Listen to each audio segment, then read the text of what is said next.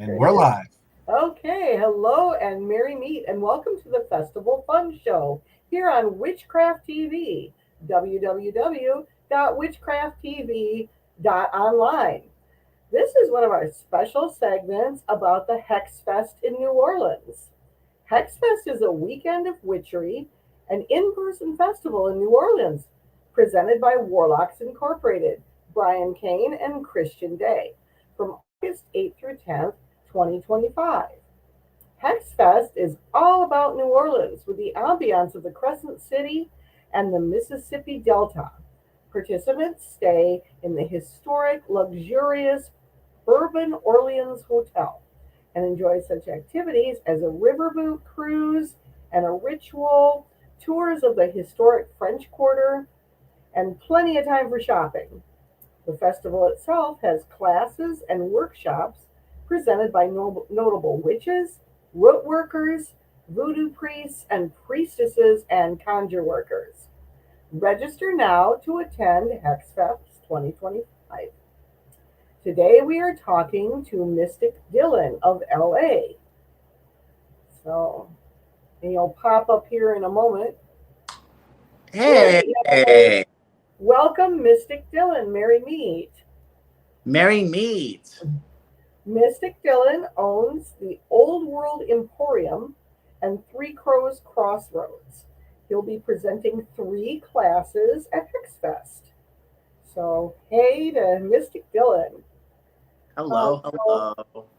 We will start off with your bio says that you do palmistry. And so please tell us a little bit about the art and magic of reading palms. So, it's one of those. So originally, like what I learned, it was called, the other word for it is chiromancy.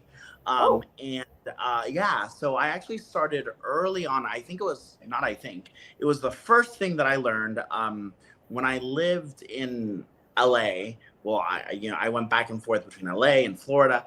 But growing up in LA, there was a shop called the Bodhi Tree, which was a well-known metaphysical shop. Yeah. And I used to live right by it. My mom and I would go every day, all the time. And this woman was from Sri Lanka. And I think like she was tired of me just being like a transient, and just like, she's like, I'm going to put you to work. So she taught me how to read palms, and she started out with the basics of like, the heartline, the lifeline, the headline, the shape of the hands. And then I started reading books on palmistry, and that was like my first intro to fortune telling. And honestly, I feel that while the outside world finds it, so fascinating, and I love it. To me, I tell people it's more like a like when you take those cosmopolitan quizzes, those Cosmo quizzes. I think it's more of a personality test than it is fortune telling, if that makes sense. Okay. Yeah, because it it really is. You can look at the traits of a person's personality in their hands. To me, and usually the hands, yes, they can provide insight in terms of where your life is heading, but I get the sense when you read about palmistry or chiromancy, it's almost like the stresses and the things that you put into your hand kind of formulate the outcome. So, in your hand shape, you can be like, oh, well, you are, your hand shape is earth. So you're very grounded. And your lifeline has breaks. So, there are some obstacles you're going to face. But to me, it's nothing like getting in-depth, like other forms of divination, if that makes sense. So it's kind of a grounding, a background sort of thing. Yeah. Like your traits. Right. Like, I feel like you can see a lot of someone's past in palmistry, or you can see, you can get an insight on their characteristics, like, I'm not going to lie. Like, if I'm like, oh, I want to date a boy or whatever, I'd be like, send me a picture of your palm. I want to know what's up. People are like, what's your sign? I'm like, show me your palm. Yeah, right? That's awesome. So I read that you have roots in witchcraft as well as voodoo, conjure, and shamanism. So please tell us a little bit about those traditions. Oh yeah, totally. So I mean, voodoo was. I mean, when I say voodoo, I usually I'm referring to Louisiana voodoo or New Orleans voodoo, which is a little more eclectic than the voodoo of like Haiti or in Africa. Um, and really growing up, so I grew up in Florida, back and forth between Florida and California. My grandmother is Cuban and German. My father is Cuban. So I grew up in Miami, and I grew up around people that practice Santeria, and they were very into this Catholic folk magic. Even if they weren't into Santeria, if they call themselves Catholic, there was always a magical element surrounding that. There were botanicas on every corner, and really, they call it a religious shop, but it's while there are statues of saints, you can get St. John's wort, and you can get a High John root, so.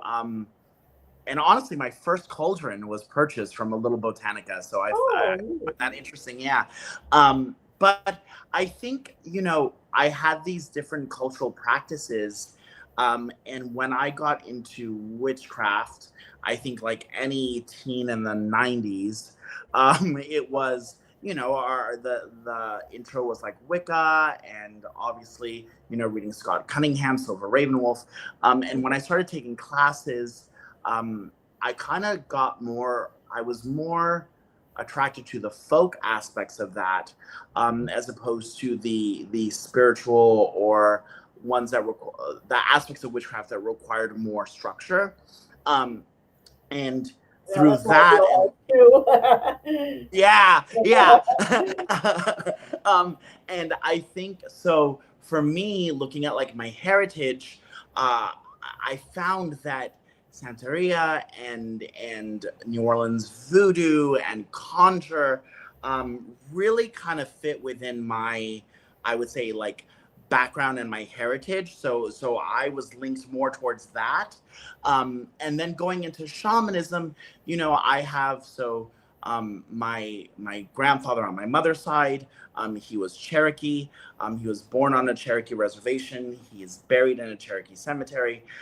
So I have a lot of that pull, and I think shamanism is a word that a lot of people associate with indigenous culture and with indigenous American culture. But when you look at the history of it, it's actually a Serbian word, and it relates to many things. And to me, when I talk about shamanism, I talk about the idea of going into the liminal space, working with spirits, utilizing whether it be magic or healing, with the idea of crossing that veil. And that's really what I talk about. So for me, a lot of my work is rooted in honoring ancestors, ancestral veneration, utilizing folk magic, because I'm such a history nerd. So like, a lot of my practice is rooted into the past. And then honestly, just acknowledging, nature and spirits. There's a lot of different shamanic traditions worldwide, and they all have a lot of things in common, like sacred drumming. You do that? Correct. Yeah. Yeah. Yeah. And as you said, honoring the spirits and the ancestors. Astral travel. Exactly. Like, and I think a lot of that gets not thrown out, but I feel a lot of people dismiss that, or they're unaware of that, because I think the world or pop culture narrows down what shamanism is. So I think the average person, I mean, like, not to go into a tangent, but it's like, I can't tell you how many times I've seen people get like attacked for using the hashtag shaman or shamanism. Because it's not a Native American word. They all have each individual people, each individual tribe has their own name for it. Correct. So, yeah, as do cultures worldwide. And my husband does a little bit of shamanism, and he does speaking to animals. So I love that. I love that. Like he's telling the deer, "Hey guys, stop eating my apple trees or stop running into my car." Okay, the fact that you live in a place where there are deer, though, is pretty phenomenal. Oh yeah, Because they're in all LA, over the backyard. if I see a raccoon, I'm having a happy day. Oh, good. So can you like talk to them a little bit and just communicate with them and find out their wisdom? Yeah, well, it's weird because I live in a very it's so like I live in the city, right? So like Urban place. a month ago I saw a raccoon, and let me tell you, I live on a busy street, and I was so excited. I was like, "You're my friend," and of course he kind of scurried off. He was like, what the hell? But at the same time too, I think he knew he probably just didn't want the attention. I was fangirling a little bit because, in busy Los Angeles, how often do you see a raccoon? Right. Yeah. Before I lived in Santa Clarita, which was kind of further away, and I was closer to the mountains. So I would see like coyotes and foxes and hawks, and that was so magical. But when I live in a busy street in LA, you got to honor the time that you see the raccoon. Nice. So do you have a name for the form of shamanism that you practice? That's a I to play it. I mean, I hate to say to play it, but to play it safe, I try to just call myself either like a hedge witch or a folk magic Right. practitioner. Because I think hedge witchery. I mean, well, now I don't know what happened because I went to Barnes and Noble the other day, and apparently now hedge witchery is like plant magic. I was always taught that hedge witchery was like that liminal space, Yeah, jumping a like mile or jumping over the hedge. yeah, girl, that's how I grew up. So like I kind of use that as a term to just kind of like, I mean, in today's world it's hard. So I kind of stick with like either a hedge witch or, you know, or I'll say like, oh, I'm a folk magic practitioner, you know. But then I think people think that I'm part of a band like the Mamas and the Papas or something like that, or I'm like Stevie Nicks, and I'm like, Yeah. I'll take it. Folk Or they think I music do or folk. folk magic, Yeah. right? They're like, what do you see? Like, I was like, I got this guitar. That doesn't mean I can play it. So for the hedge witchery, I usually think of like crossing the hedge, crossing the boundaries from this world to the unseen world. Is that part of your hmm practice? Yeah. I love me. Well, I mean, I love me some mushrooms. No, but yes. So Visions, that yeah. ecstatic magic, or going to that place where you kind of transcend. So whether that be through deep meditation, whether that be astral travel, I as a kid I was always very had a huge imagination, and I would dream all these things, and I would daydream. And it wasn't until a mentor of mine was like, "Oh, you're kind of like, zoning out or going to this other realm." And I realized I was like, "Oh, well, that happened so easily for me." So then once I kind of incorporated that into my practice, and then once I read historically that was something that happened, I was like, "Oh, I'm not weird. Like this is a thing." Mm, I really worked towards that in terms of, you know, um, trying to ascend. I utilize that a lot in my divination. So, like when I do bone throwing, when I read cards, there is a part of me that kind of takes a moment to. I wouldn't even say that channel is the right word. I would say that I kind of nope out. mm. I give a moment to daydream and see what I can get, because it pulls me out of the mundane, and it allows me just to feel. And I would say, and this is a stretch, or I don't know how to explain it. Yes, I feel that I'm intuitive, but I also feel that like when I check out, I get a better sense that when I'm fully engaged. And I don't know if that makes any sense. Yeah. Totally.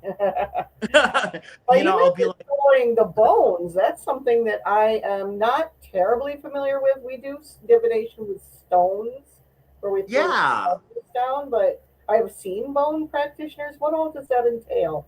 So, I mean, claromancy, or like the version of, I wrote a book on it, and it's called Oh, Bone Throwing, um, and Crystal Stones and Curio, and you know, I picked it up in Louisiana, and there was a woman that I saw at her shop, and she was throwing bones, and you know, I thought I was so fascinated, and I got a reading from her, and I mean, this is horrible, but I always call myself the skeptic psychic, you know, because I'm expecting, you know, charlatan 24/7.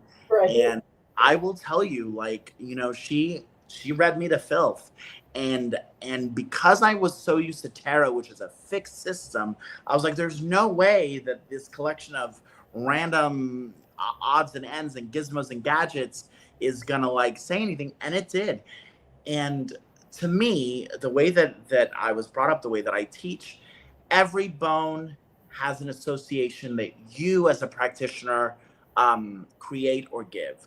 So no bone throwing kit, no bone thrower is going to kind of create the same narrative or reading, because they are going to access those tools in a different manner. So I have a kit. Every bone has an association. And when I say bones, half of them aren't bones. I just call them bones as kind of like an overall term. You know, I have a little lock in my kit. I have a key. I have a charm. Um, and to me, it's kind of like telling a story. You know, it's reading symbols in a way, kind of like you would interpret in dreams, but they're kind of laid out before you. So where one person may use oracle cards, I kind of find that bone throwing, for those that are more visual, I find it a better guide to tap into and kind of tell a story. Um, the only thing that I always tell people when they want to read for others is that the difference is the trust of the querent or the person getting the reading. So in this day and age, the average person knows a bit about tarot, Right. so they won't give you much pushback, you know, unless you pull something random like the Six of Swords. But the average person knows the majors, and they can give you an idea of what's going on, and they'll trust. With bone throwing, because it is subjective, it does require a lot of trust on the querent or client that you're reading for. So as much as I absolutely love this form of divination, um, you really have to find the right person who can trust and give into that, because sometimes you find yourselves in situations. So like at fairs, or when I do events, I'll have my bones, but rarely will someone subject themselves to a bone throwing, because they want the facts. They want me to Right. pull up the deck card and say change, transformation. You know, they don't want to trust that my little chicken foot means what I'm telling them it means. Is the bone throwing a lot more intuitive than, say, the tarot? You know, I would say so. I think it requires a lot more. Is it? I don't know. Spiritualism is the right word, but I think you have to be very connected. You know, I Mhm. think you have to be connected to these bones. I think you have to build a story with these. So yes, I think it is more intuitive in the sense that you really have to trust that these tools are going to pick up the vibe of the person you are reading for. Whereas tarot, because it is a fixed system, I think you can lean on it more even if you don't know the person. Does that make sense? Because even, yeah, even if you don't connect with the person, if that person pulled death, that person pulled death. Whereas I really think you have to have a lot of trust, guidance, and faith in throwing the bones and reading the bones. Do you like put them on a board where each like quadrant or whatever means something different, or are they just kind of on a cloth? So I have a cloth, but my cloth, oh, I wish I had it here. My cloth is actually broken down. It's a circle, and then it's broken down into 4 sections. So each quadrant represents, so if it's closer to the person that I'm reading for, that's the immediate future. If it's further away, yeah. So I kind of do it based on that. On the space, I do like the left side will be the spiritual, the right side is the mundane and the practical, and depending on when where the bones land, the conglomeration or the order will kind of dictate the reading, and not everyone does it that way. I mean, the majority does, but I know people who do it different, you know, and I also like, so what I've started to do, because I get bored of routine, I'll like mark my bones. So I'll be like, okay, like red is this, black is this. So one end will be one end, and I'll come up with different systems. So if it touches, I know.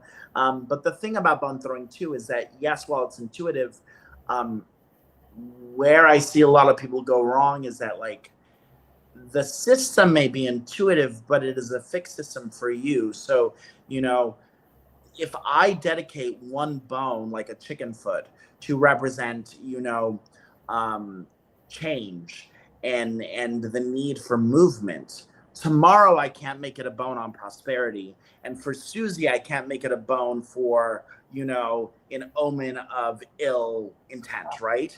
So it's like, I think that's what a lot of people sometimes get confused. So like, when you build a relationship with these bones, the meaning that you give the bone, or the association you give the bone, should generally stay the same. So you kind of assign the meanings to each of the bones. Yes, yes, yes. And Yeah. I've seen it where, and I also tell people, because I mean, I've seen people who throw bones and they have like 50 bones, you know, and I have like over 100, but I build little kits, or I'll pick and choose, like, I want this, because sometimes it defeats the purpose, you know. If you have 5 bones that represent travel, and then you have 6 bones that represent communication, you're building a really weird story, because it's like, oh, you're gonna talk to a, I don't know, freaking flight attendant. I don't know. So if they bounce off the cloth, does that mean anything special? Oh, I don't count those.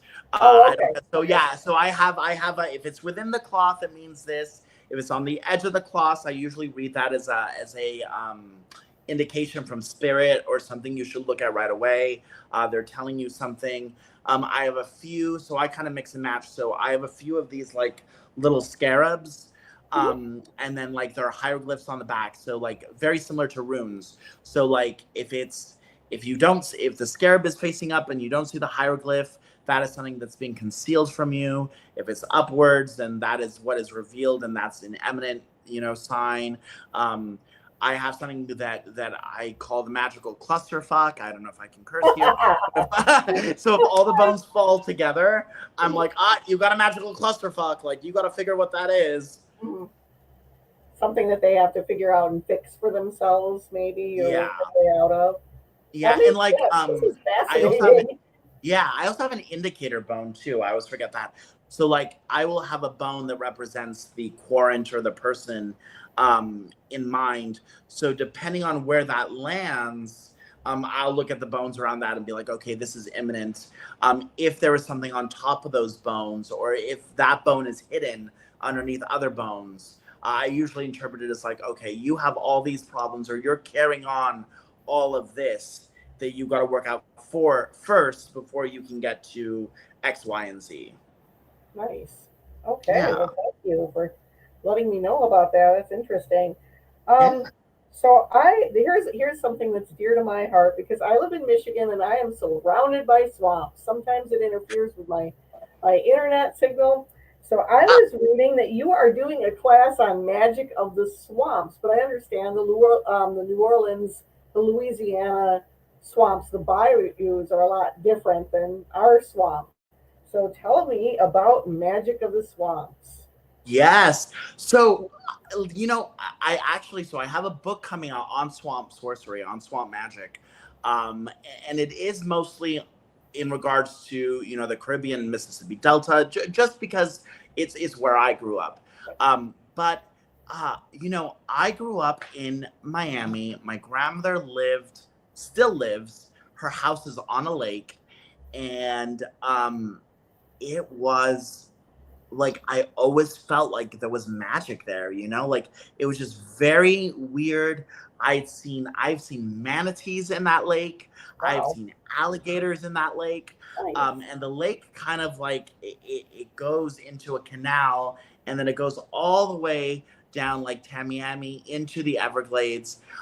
So it was something always very cool. And my being a Floridian, we go to the Everglades and we go on the airboat tours. And I was always attracted to snakes. And we had our lake has a pool.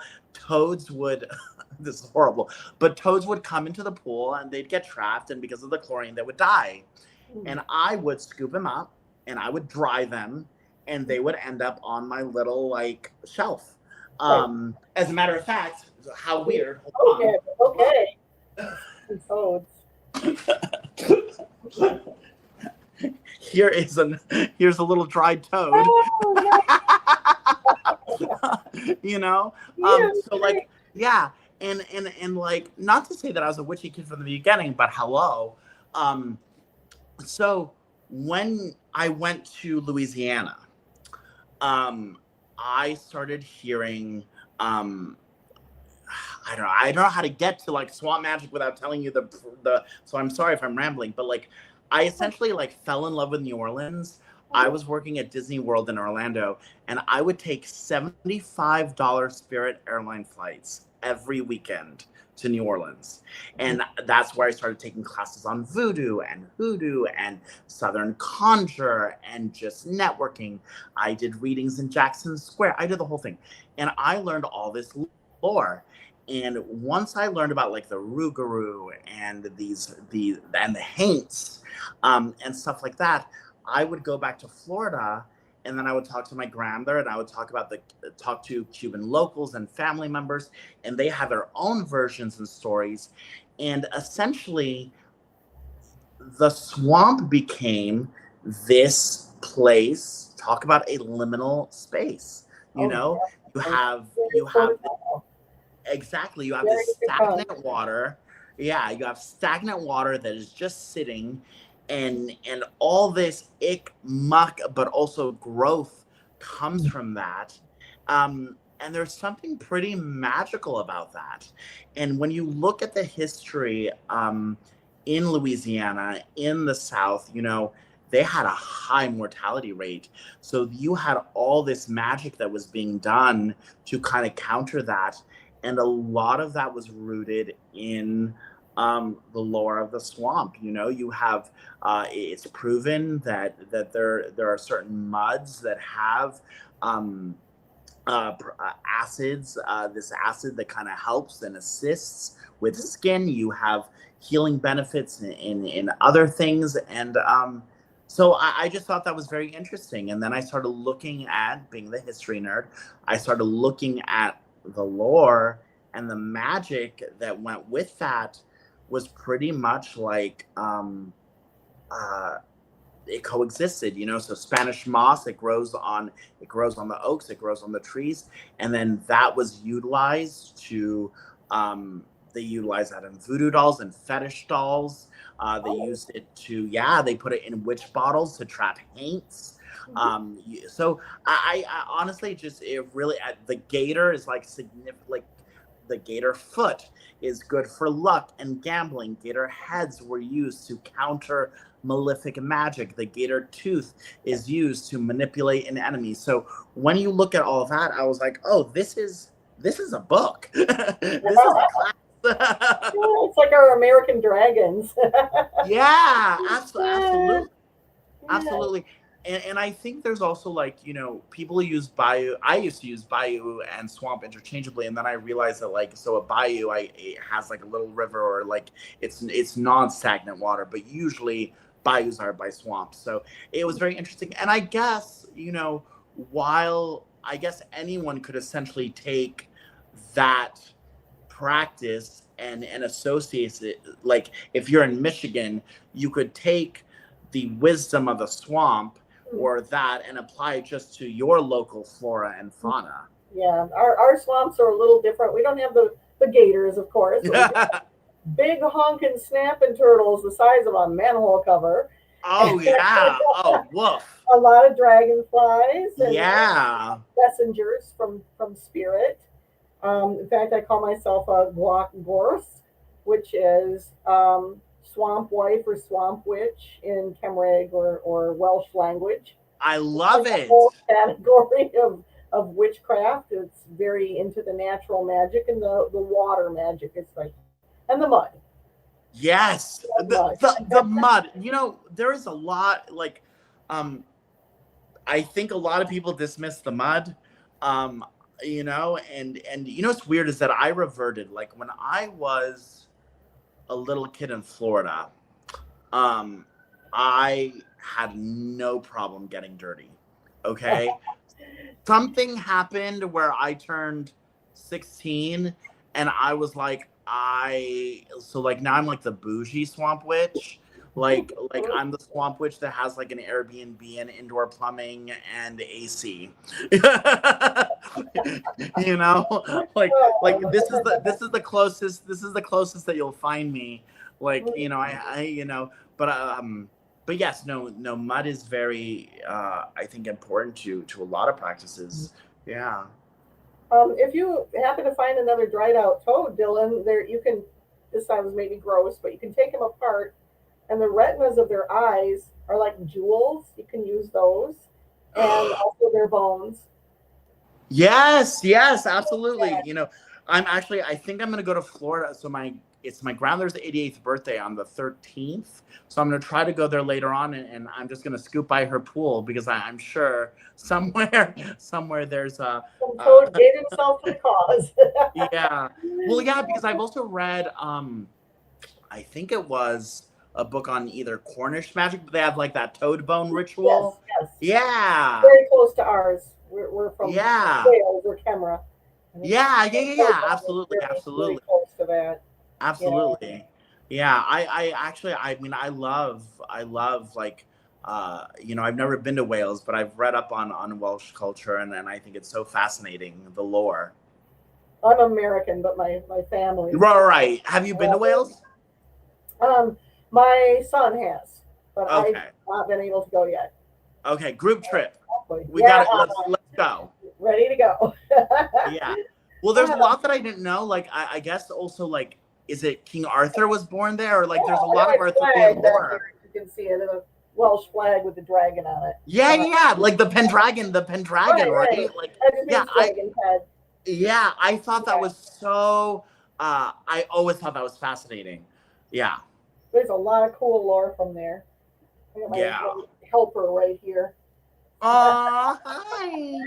Okay, so moving back to Hexfest, tell us a little bit about your work as a psychic. Okay, so I think I said earlier I'm like the skeptic psychic, but like, you know, I offer readings, and it's weird because I feel like one goes with the other, right? So like sometimes I'm asked, like, are you primarily a witch or are you primarily a psychic? And like, I can't give a definitive answer because I feel like for me, my workings kind of like coexist or intertangle into one, because I typically won't do workings without divining on it first. And then usually when I divine on something, I'm always like, well, girl, you can do this with this, like you can counter that with this or whatever I see.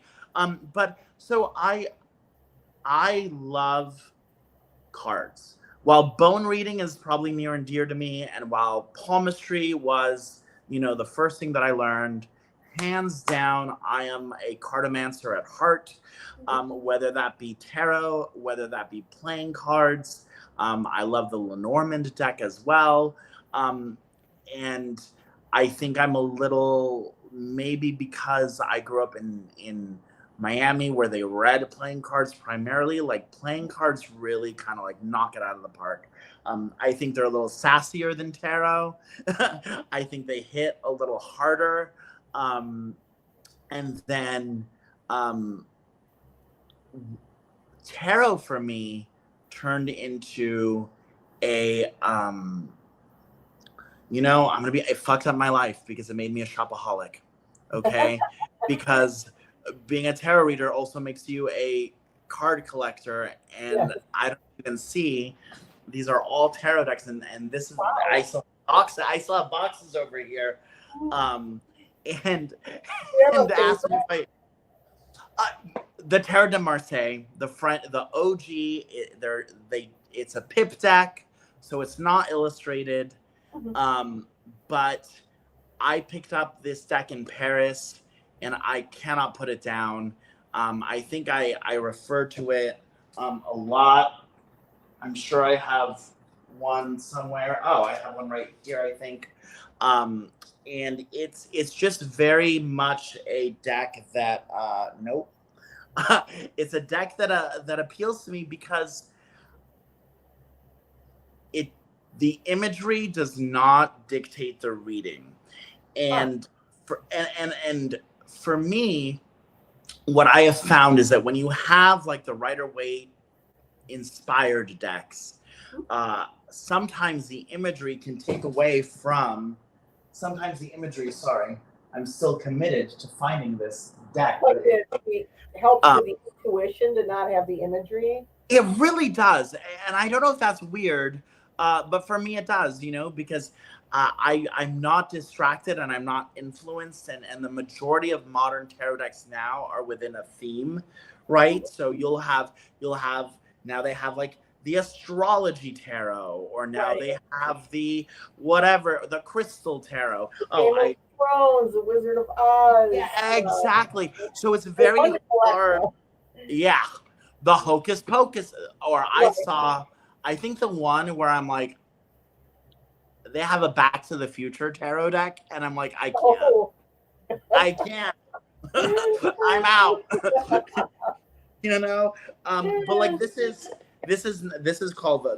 not the. I mean, it's Marseille inspired, but it's very basic, right? So like, this is your basic Four of Swords, and it's not. You can kind of go off that, and if you know that Four of Swords means rest, there's so much you can do with that. The card next to it will kind of dictate whatever. And I find that easier, and I find sometimes, or not sometimes, more often than not, a basic non-illustrated tarot deck, to me, will give you a more precise reading. Whereas if I see 20, I'm exaggerating, but if I see 26 crows, surrounding a man, I'm going to be like, there are 26 crows. But you're projecting your own thoughts into what the cards are. The only deck, the only deck that I would say that I can utilize universally, it was a deck, I believe it's called the Arthurian Myths and Legends Tarot. It's out of print, but because I loved Arthurian lore so much, it allowed me to make the stories universal. So if that makes sense, right? So like, one of them, I think the Eight of Swords is Guinevere, and she's about to be like burned at the stake for her dalliance with Lancelot. And like that story can be applied universally to a person, right? I can be like, oh, well, the Eight of Swords, this is what's happening to Guinevere, but in your case, you are being restricted, and maybe there are outside influences. So when you connect with an illustrated deck, I can see that. But for me, more often than not, I'm going to go to something that is less illustrated, where I can just pull a card and I know the card, and I'll just be like, check a pow, like Three of Swords is universal for heartbreak or despair. And there's no imagery that is going to sway to me in a different way. And I can just go off of my feeling of the keyword. Gotcha. Yeah. I'm gonna segue for a moment. Yes, please. Sorry, I was rambling. You're fine. I'm just really interested in this, is that you've worked as a film consultant. So Any movies we don't recognize, we might recognize. And I warn you, I'm probably the least media savvy person on the planet. But so I want to know some of the what you did as a film consultant. Yeah. So I would say my first project was there was a B-rated movie that's become, I guess, kind of like a cult hit called The Love Witch. So the director, she was very into the occult. She was very into magic. And there are scenes there that I kind of assisted with. There is a ritual. There is a ritual that they do in the woods, and I kind of pulled that from the Gospel of Aradia. So there are words that they say that were inspired from the Gospel of Aradia. There are, so that was kind of like the first thing, and then I assisted with, like, she does a tarot card reading. I assisted with that. But really, what I am, I'm not going to say known for, but the biggest project that I worked on was the Mayfair Witches, which is a TV series now going to its third season. And it's based off of the Witching Hour books by Anne Rice, or the Mayfair Witches books by Anne Rice. So that is kind of like something near and dear to me, because one, my dear friend Axel, she directed several of the episodes. She was the one who kind of pulled me into the project and essentially asked for guidance. And then it turned into like the producer and show head asking, and I've kind of been like working on it sporadically since. So it's something. Yes. Well, and it has all the elements, right? Like New Orleans lore, which I love, witchcraft, all the things, and of course, they have to play towards the fantastical, Right. So that's a given. But I do give them the respect that they also will back things up with the finding the knowledge, or like, is this something that would happen? Is this something that is not real per se, but it is something that is accurate? Because there are a lot of shows now that they Google or they pull things out of their tushy, and it's not even close. Right.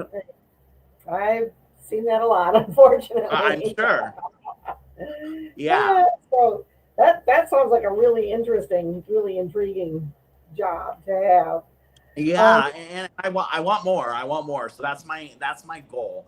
So I kind of want to move into Hex Fest, because we got about 15 minutes left. Yeah. Hour.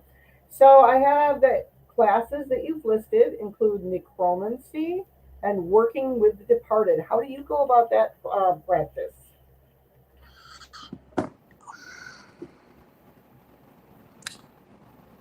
Let's see. I would say that, honestly, hold on. I had a moment. I heard what you said, and then I didn't hear what you said. Say it one more time. Sorry. Well, I was just wondering how you work with necromancy and working with the departed. Oh, yeah. Sorry. No problem. I was like, what?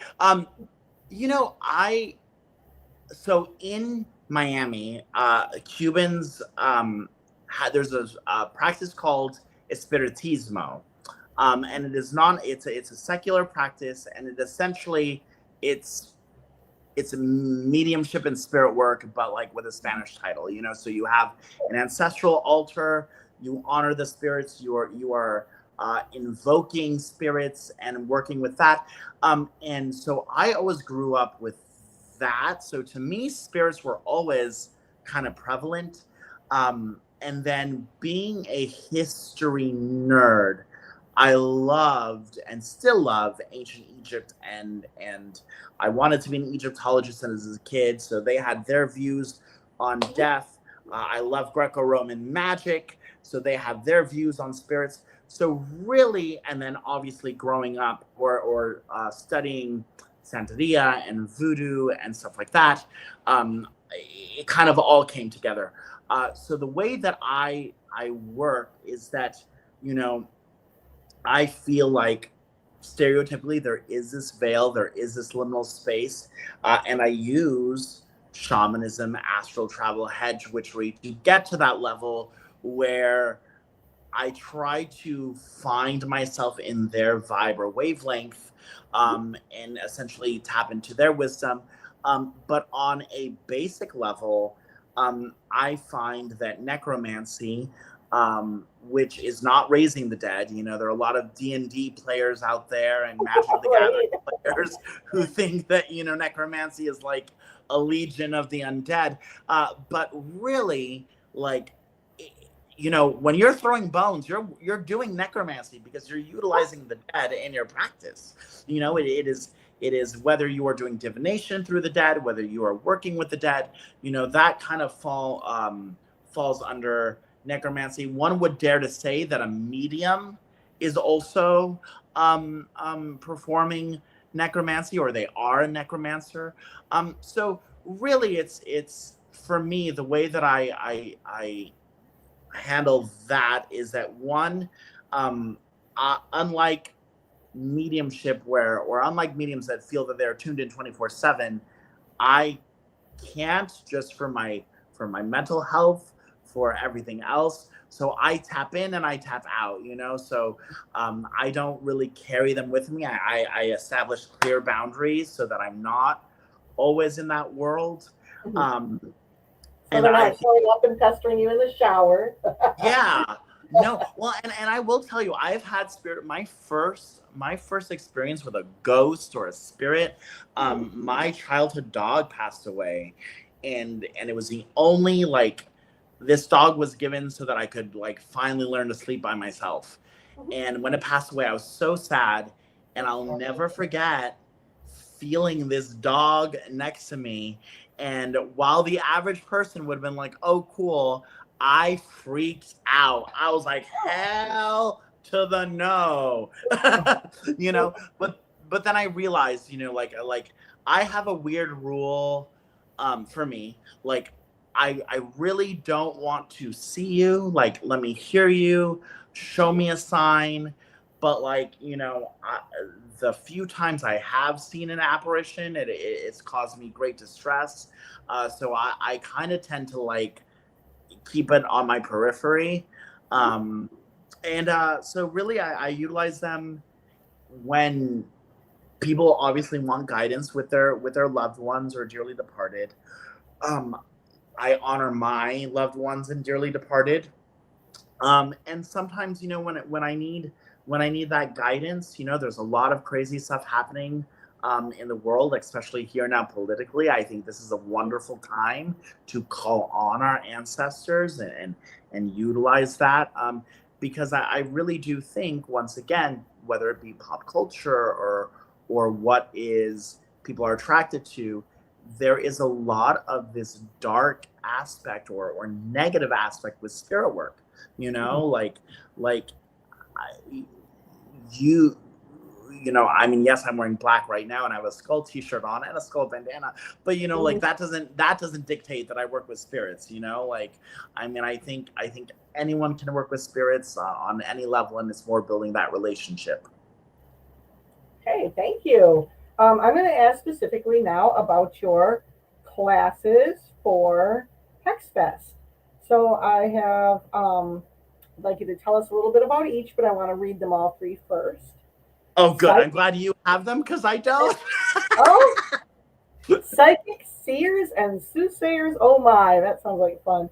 Bone voyage, necromancy, seances, and magic with the dead. I imagine you have a little bone reading in there as well. Yeah. Sorcery, harnessing the magic of the bayou. Yeah. So my psychics and soothsayers classes is really, you know, figuring out, I mean, even now, right? Like, a lot of practitioners, a lot of people that are intuitive, they have a hard time giving themselves a title of what they are. You know, like, you know, and you know, I will tell you, a lot of the words that I wish I could call myself just aren't marketable. and maybe I need to not care because like if I were to call myself a necromancer, people would be like, what? They would I have don't know that. certain expectations at least. Yeah.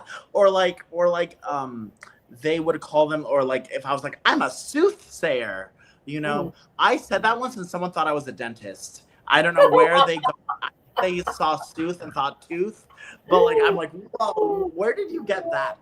So it's really just going over. So this class is about the different aspects of divination, fortune telling, psychic work, spirit work, and then I kind of am going to provide a list of these are famous or well-known practitioners back in the day. This is what they did. This is what they called themselves. And really linking it to our practice. I have a huge love for Mary Ann Lenormand. She was a 18th century, 19th century seer and cartomancer, and she essentially read for Josephine, Napoleon. Wow. Before that, she read for the Princess de Lamballe, who was she was the handmaiden or governess for Marie Antoinette. And there's a system. The Lenormand cards are named after her, but she really kind of broke through in terms of card reading, and so I'm going to talk about her. I'm going to talk about the modern psychic, the difference between a medium and a seer, or what prophecy is. So really kind of breaking it down so people understand the verbiage as well as the hands-on practices, going through the clairs, clairomancy, clairvoyance, clairsentience, So that's that. My Bone Voyage class, which is funny, is right. So that's kind of like my necromancy one-on-one class meets like utilizing bone throwing, how to incorporate the beloved dead in our practice, how to utilize magic where you are honoring spirits and not necessarily siphoning energy from spirits, and really just what working with the dead is and doing necromantic magic is. So that is, and calling on spirits and utilizing spirits. So that's that class. And then my swamp sorcery class, it's I think it's me gushing about how much I love alligators and toads. Your dried toad. He's coming. He's coming. Okay, good. He has his own little seat. Yeah. And then I'm going to talk about swamp water and how Florida water is not water from Florida. So those are my classes, and I think they're gonna really, hopefully, I like to make things immersive, and I like things hand-on. So I'm bringing my bones for the Bone Voyage class. I'm gonna bring a Lenormand deck to use for my prophecy class, and then he's gonna wait. And then what's my other class? Oh, and then I don't know. And then I'll figure something out for swamp magic. He'll probably come with me. You'll be there. Yeah. Well, this is interesting because I've been doing magical practicing with other people for 40 years. I've been doing it by myself my whole life, but I've learned some things today, so I appreciate that. Yay! I want to talk really quick about your books, your published works. I have Candle Magic for Beginners, The Witch's Guide to Manifestation, and Witchcraft for the Home. And then it says on his little ribbon here at the bottom, Harold's little ribbon, you also had a candle magic book. Yes. So so my candle magic book was the first book that I wrote, and honestly, it's because I feel like cannibals are accessible. I'm not a cannibal. Just throwing that out there. Nor do I condone cannibalism. Even though witches are known to eat babies. No, I'm kidding. But right. So so candles are easily accessible. It's also a very discreet way of performing witchcrafts. I have found, so this book really talks about the color correspondences, how to discreetly dress a candle, the importance of dressing a candle, herbs and associations, also the various kinds of candles, because you can use tea lights, you can use the chime candles, you can use a pillar candle, a novena. So it really is, it's kind of all encompassing. I have a list of spells. The first half is a bit about the history, and then the practical aspects, how to get started. So that was my first book. Surprisingly, well, I guess not surprisingly, because of how accessible candles are, it's an Amazon bestseller, so I'm very excited about that. And it has been for I think over 2 years now. So that's wonderful. My Witchcraft for the Home is also just another accessible book about protecting the home, things you can like utilizing a broom, because when we utilize a broom, we use it practically as well as magically, and just really talking about how our home utensils can also have magical components with them. And then what other book did I write? Oh, The Witch's Guide to Manifestation. It is, people think, oh, you for the most part, manifestation does not require tools. And I kind of went with the subject of, okay, but like, if you are making a vision board, that is a tool. And if you're making a vision board, yeah, there are other things that you can do. So writing petitions. And so this book really talks about the handheld aspects, or the physical tools and components that assist in manifestation. Well, this is all very fascinating. How can people get a hold of your books? I used to mention Amazon. Yeah, they're available on Amazon. If you are a shop owner and you wish to carry my books, you can get them on Ingram or Fair. And my bone throwing book is available through Wiser. I do know that Hex and Omen, I believe, carry several of my books, so you can get them there as well. And so when you go to Hex Fest, you can go shopping and get Mystic. That's true. That's true. Yeah, they're there. I think they're all there. I think yeah. I think Brian and Christian carry them all. So yeah, yeah. Well, that's wonderful. Well, we are coming up on, I think we have another maybe 5 minutes. Oh, yeah. What else you'd like to share with us? Let's see. You can follow me on the gram at Mystic Dylan Official. And the tech person is still working on my website. I've been through like 6 websites. And come to Hexfest, because that's going to be fun. Have you been to Hexfest? I have not. No, I really hope we don't, but we'll see. Yes. If not, I have to visit you in Michigan. That would be lovely. We can do fun swap things. Hell yeah. Hell yeah. We have Lake Michigan, and back behind the dunes called the Back Dunes, there are okay. areas that are just wildlife, just crazy with wildlife, and very mystic. See, I love that. I love that. The closest I have to wildlife is. Sorry? Thank you. Oh no, I was gonna say the closest I get to wildlife is that random raccoon. Okay. We got lots of them here. Yeah. Well, thank you so much. Thank you so much for having me. Dylan, I appreciate you being on the Festival Fun Show. And yes. Witchcraft TV, www.witchcrafttv.online. So I appreciate you coming, very part, and have a wonderful time at Hexfest. Thank you. Blessed be.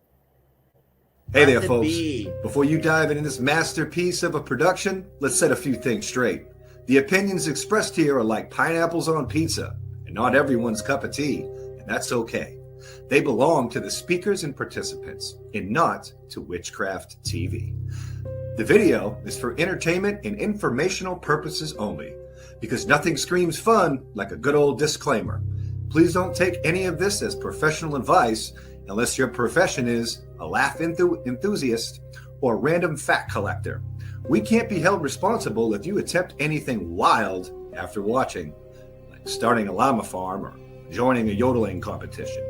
Viewer discretion is advised, especially if you're allergic to bad jokes or sarcasm. By watching, you agree that Witchcraft TV is not liable for any shenanigans that may ensue. Now, grab your popcorn and enjoy responsibly.